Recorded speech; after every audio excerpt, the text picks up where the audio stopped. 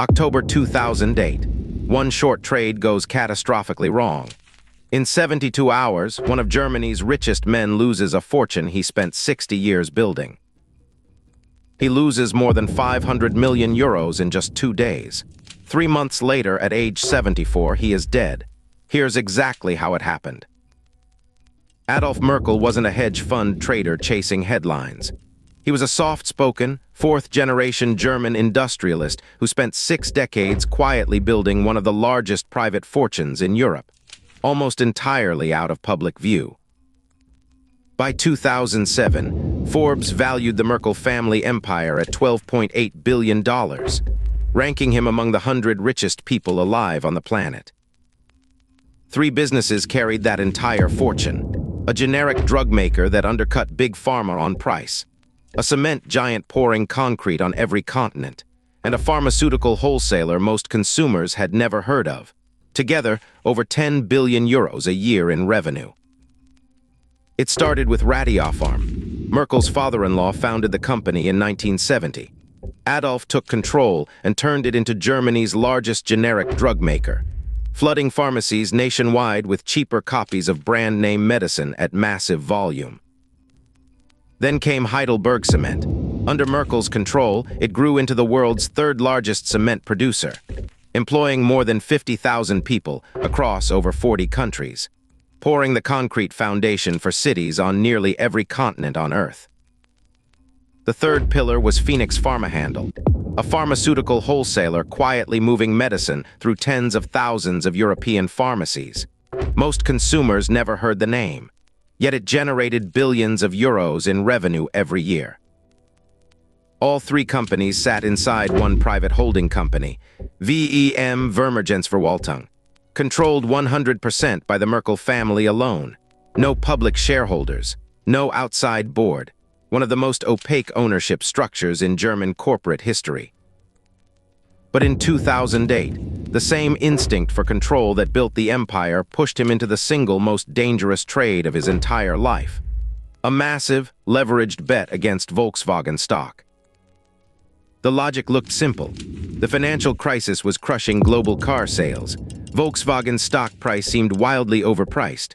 Merckle, alongside hedge funds worldwide, borrowed shares and sold them short, betting the price had to fall.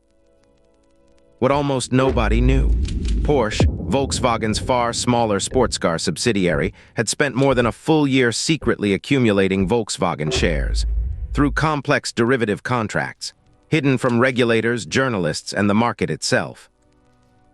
On October 26, 2008, Porsche finally dropped the bomb. It announced direct and indirect control of 74% of all Volkswagen shares. Add the 20% held by the German state of Lower Saxony, and almost no free shares remained anywhere to trade. Every short seller on the planet suddenly needed Volkswagen shares to close their position. There simply weren't enough left to buy. The stock exploded from around 210 euros to over 1,000 euros in under 48 brutal hours. For a few surreal hours on October 28th, Volkswagen briefly became the most valuable company on the entire planet, worth roughly $370 billion, bigger than ExxonMobil's $343 billion. It lasted only hours. Let's be fair to Merckle. Shorting an overpriced automaker in the middle of a global meltdown wasn't reckless speculation. It was a textbook value trade that had quietly made short sellers fortunes for decades before this. His real mistake wasn't the direction of the bet. It was the size and the leverage behind it. He shorted with borrowed money, with no real hedge against a squeeze that almost nobody believed was even mechanically possible. And Merckle wasn't alone in the wreckage.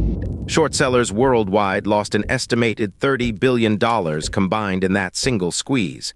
His $500 million was devastating for one man, but it was just one slice of a far bigger massacre.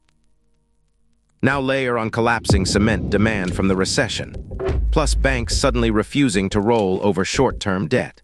An empire worth $12.8 billion just 1 year earlier was fighting for its survival within weeks.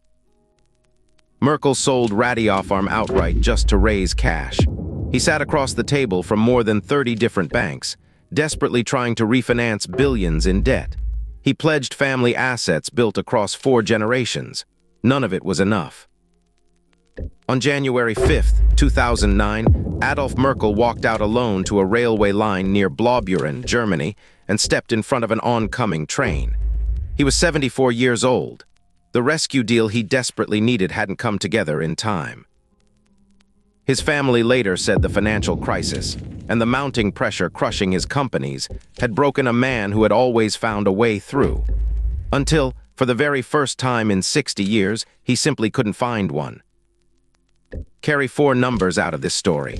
74%, the hidden Porsche stake. €210 to over 1,000, the squeeze in 48 hours.